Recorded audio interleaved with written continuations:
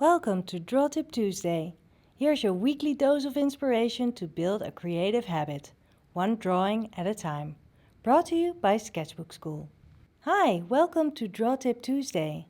I got a request to explain how to paint skin color with watercolor. Well, of course, there is not a skin color. It just doesn't exist. Everybody has a different color of skin, or probably it's even more about value or tone. But I can at least explain how I use watercolors when I draw people. First of all, people are not pink. Sometimes a cheek has a little bit of red or pinkish in it, so you can add it later, but it should not be the basis for the face. I usually start with burnt sienna.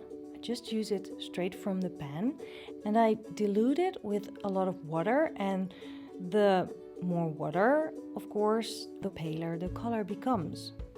So you can play around a little bit with that. Sometimes I add a little bit of burnt umber, and then you can create a darker color. You can also add more of an orange, but you really need to be careful with that because it becomes red or orange very quickly.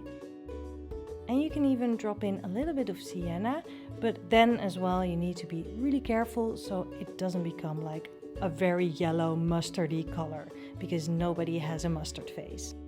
And sometimes I drop in just a little bit of quinacridone rose, and that gives a bit of that pinkish shine and a little bit of a paler look to the color.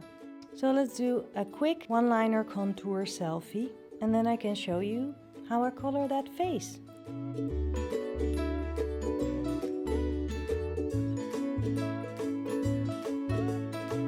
I start with the pure burnt sienna.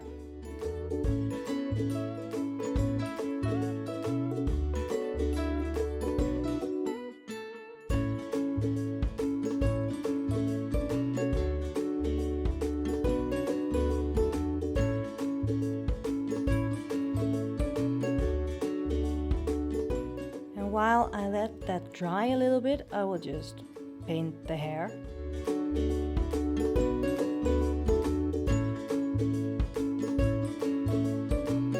And then adding to that sienna, I pick a little bit of quinacridone rose, a tiny little bit, and add that to the cheeks, maybe to the nose and to the chin. And for the shadows, I could add a little bit of gray, but I'll keep it in the browns for now. So I pick up a bit of burnt umber for the darker shadows.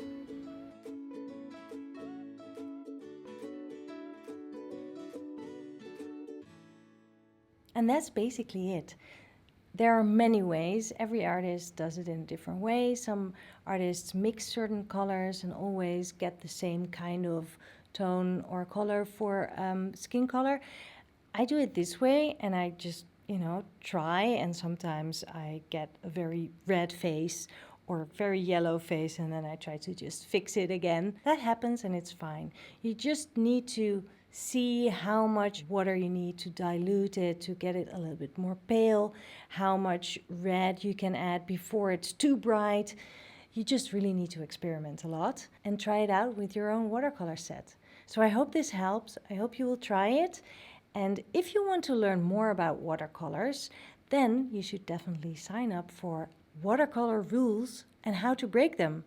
You will find all the information about that at sketchbookschool.com. And I'll see you next week.